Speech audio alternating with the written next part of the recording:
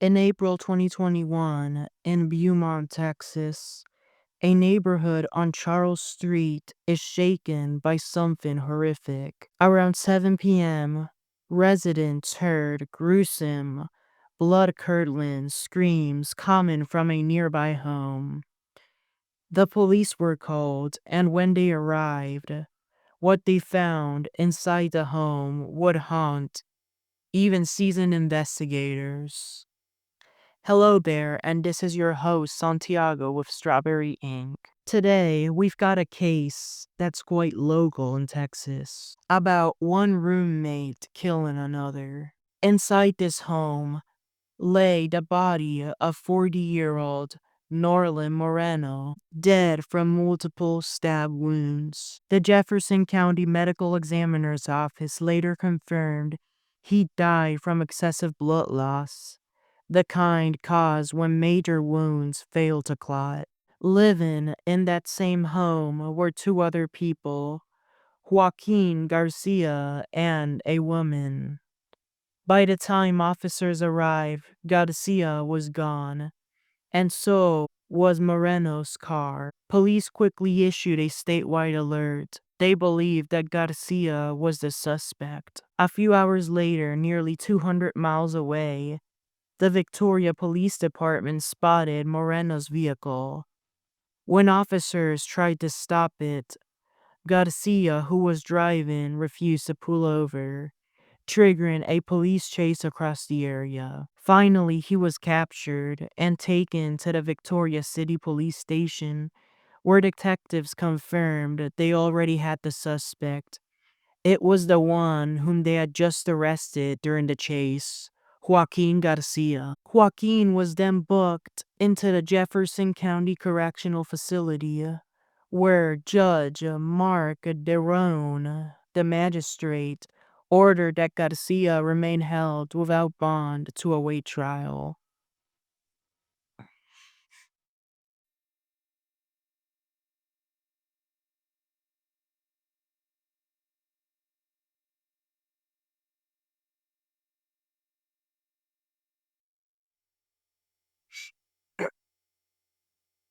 Joaquin Garcia hired attorney James George to represent him. Jefferson County District Attorney Bob Wortham announced plans to take the case before a grand jury. After reviewing the evidence, the grand jury indicted Garcia on first-degree murder. Wortham unsealed the indictment and handed the case to Assistant District Attorney Luke Nichols, who prepared to prosecute. Standing before Judge Raquel West, Garcia entered a plea of not guilty. Norlan was returned to Nicaragua, his birth country. He was delivered to a funeral home known as the Mount of Olives in the capital, Managua. There, visitation was held May 5th, and his funeral mass was held at the Metropolitan Cathedral of Managua. He was buried at the capital's Eastern Cemetery. Visitation was May 5th, Mass May 6th, followed by the procession all the way to the cemetery. It hurts to see such kind-hearted people go when, honestly, I'd rather see an evil person go. You know, by where I stand, the white trash and the middle-aged sluts, as well as sluts of other kinds, the white devils, and many more. There has been no Faith Rankin crime case, no Skylar Getty crime case, no Alina Ford crime case. All the people whom I know, whom I do not get along with, the super nasty people, Zayhammer, all of them, there have been no homicide cases about them. No one's killed them. And they're still roaming, pissing others off. As well, let me not mention Tom Souter, Kaden Emberton, Rachel Bergen, Sadie Walker, Ava Osborne. So many that I'm sorry if I'm forgetting many. They all deserve to be said here. But the ones being murdered most of the time are the kind people, unfortunately. So now let's discuss Garcia's trial. It took place in November 2022, and for several days, This jury of 12 members plus 4 alternates had to hear graphic testimony about the crime scene and the brutal nature of the attack. There was blood all over the home's floor. When it was over, that jury returned a unanimous verdict: guilty.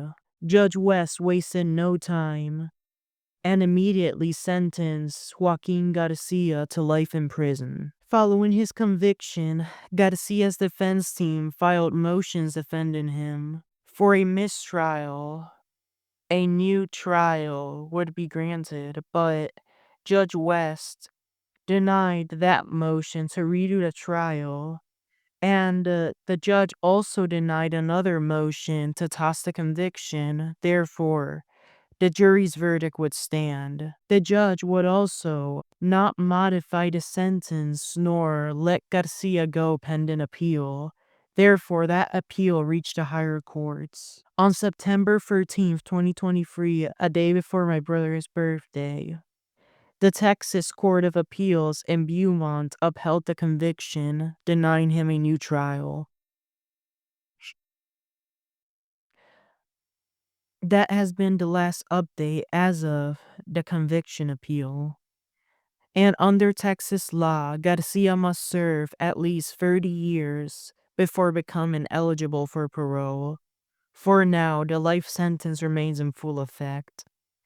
After sentencing, Joaquin Garcia was transferred to the Bayard unit in Huntsville for intake evaluations, a standard process for Texas inmates entering long-term custody.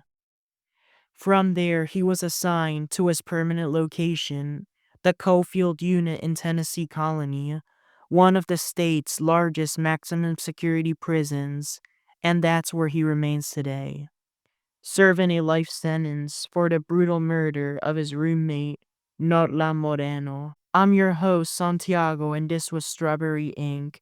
If you found this story compelling, don't forget to follow for more real cases that uncover the dark truths behind headlines.